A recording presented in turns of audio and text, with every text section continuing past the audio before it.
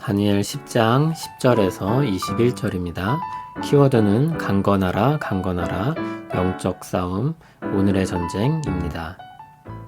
한 손이 있어 나를 어루만지기로 내가 떨었더니 그가 내 무릎과 손바닥이 땅에 닿게 일으키고 내게 이르되 큰 은총을 받은 사람 다니엘아, 내가 내게 이르는 말을 깨닫고 일어서라. 내가 내게 보내심을 받았느니라 하더라. 그가 내게 이 말을 한 후에 내가 떨며 일어서니 그가 내게 이르되 다니엘아, 두려워하지 말라. 내가 깨달으려 하여 내 하나님 앞에 스스로 겸비하게 하기로 결심하던 첫날부터 내 말이 응답받았으므로 내가 내 말로 말미암아 왔느니라.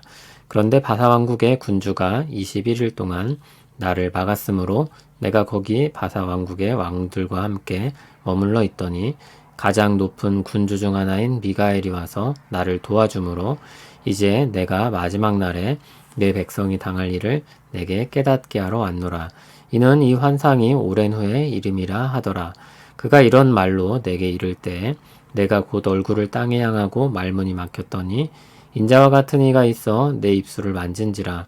내가 곧 입을 열어 내 앞에 서 있는 자에게 말하여 이르되 내 주여, 이 환상으로 말미암아 근심이 내게 더함으로 내가 힘이 없어졌나이다. 내 몸에 힘이 없어졌고 호흡이 남지 아니하였사오니 내 주의 이 종이 어찌 능히 내 주와 더불어 말씀할 수 있으리이까 하니 또 사람의 모양 같은 것 하나가 나를 만지며 나를 강건하게 하여 이르되 큰 은총을 받은 사람이여 두려워하지 말라. 평안하라, 강건하라, 강건하라. 그가 이같이 내게 말하매 내가 곧 힘이 나서 이르되 내 주께서 나를 강건하게 하셨사오니 말씀하옵소서. 그가 이르되 내가 어찌하여 내게 왔는지 내가 아느냐. 이제 내가 돌아가서 바사 군주와 싸우려니와 내가 나간 후에는 헬라의 군주가 이를 것이라. 오직 내가 먼저 진리의 글에 기록된 것으로 내게 보이리라. 나를 도와서 그들을 대항할 자는 너희의 군주 미가엘 뿐이니라. 아멘. 쓰러진 다니엘을 성자 하나님께서 어루만져 일으키십니다. 이 사람을 천사로 보기도 한다고 했습니다. 저는 앞에서 묘사한 표현들을 근거로 이분을 성육신하기 이전에 성자 하나님으로 보고 있습니다. 다니엘은 부들부들 떨며 무릎을 대고 손바닥을 짚고 일어섭니다. 11절에서 그를 부르는 말이 큰 은총을 받은 사람 다니엘아입니다. 이 말이 19절에 또 한 번 나옵니다. 하나님께서 그에게 은혜를 베푸시는 것입니다. 두려워 떨 일이 아닌 것입니다. 앞에서 다니엘은 새 일해 동안 슬퍼 기도했고 하나님이 그의 기도를 들으시고 응답하셨습니다. 다니엘에게 오신 이분은 그 기도에 대한 응답으로 보내심을 받은 것입니다. 이 부분 때문에 천사라고 보는 경우도 있는데 복음서를 보면 예수님은 하나님이 자신을 보내셨다고도 말씀합니다. 그래서 이 말을 근거로 천사라고 단정짓긴 어렵습니다. 다니엘의 기도가 응답되어 하나님이 그를 보내셨습니다. 그런데 13절을 보면 바사 왕국의 군주가 21일 동안 그를 막아 미가엘이 와서 도와줄 때까지 지연되었다고 합니다.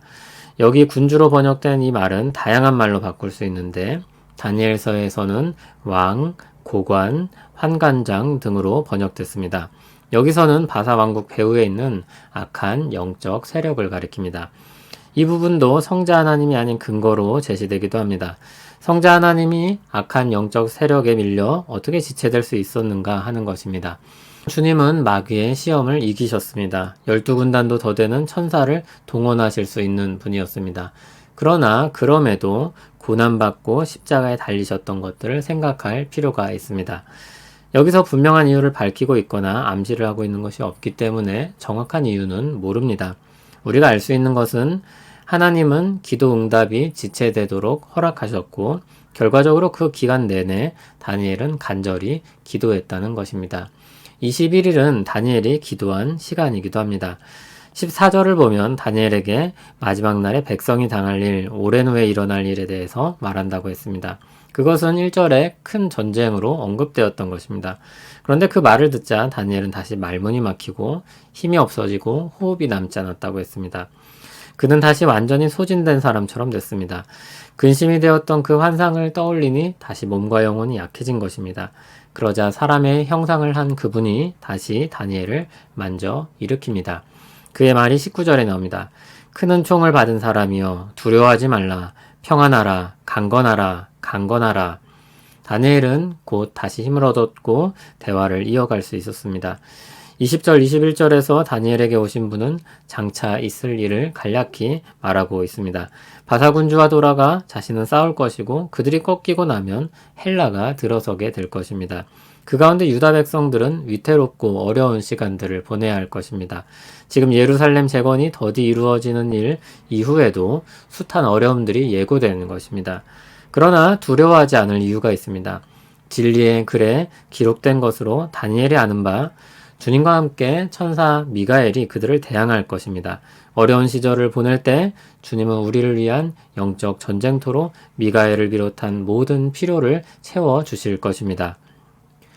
오늘 말씀은 세상 일들의 배후에 영적인 싸움이 있음을 말하고 있습니다.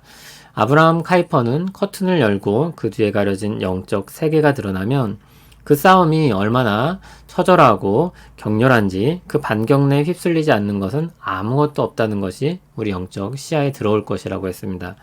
또 지상에서 벌어지는 싸움이 아무리 처절해도 그 싸움에 비하면 장난처럼 보일 것이라고 했습니다.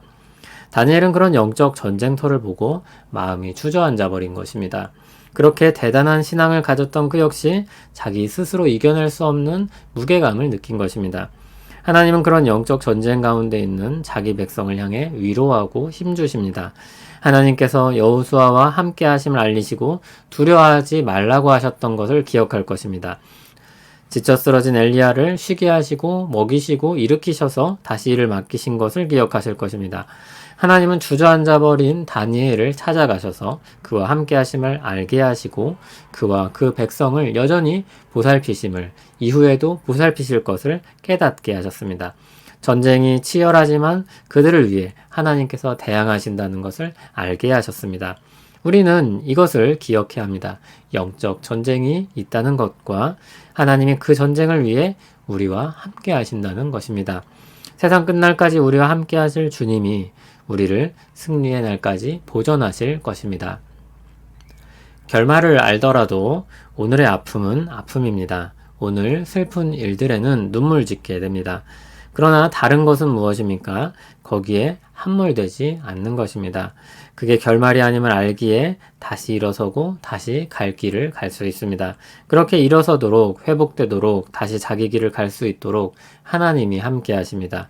힘과 용기를 불어넣어 주시고 생기를 주셔서 감당하게 하십니다. 매일매일의 영적 전쟁터에서 우리와 함께 하시는 하나님을 기억하고 의지하여 승리하는 우리 되길 바랍니다. 우리 힘으로 감당할 수 없는 영적 싸움을 견디고 이겨내게 하시는 주님을 찬송합니다. 우리와 함께 하시는 주님으로 말미암아 우리 앞에 놓인 치열한 영적 싸움을 감당합니다. 주님 지금도 오늘도 우리를 도와주시옵소서. 생기를 주시고 용기를 주시옵소서. 예수님 이름으로 기도합니다. 아멘.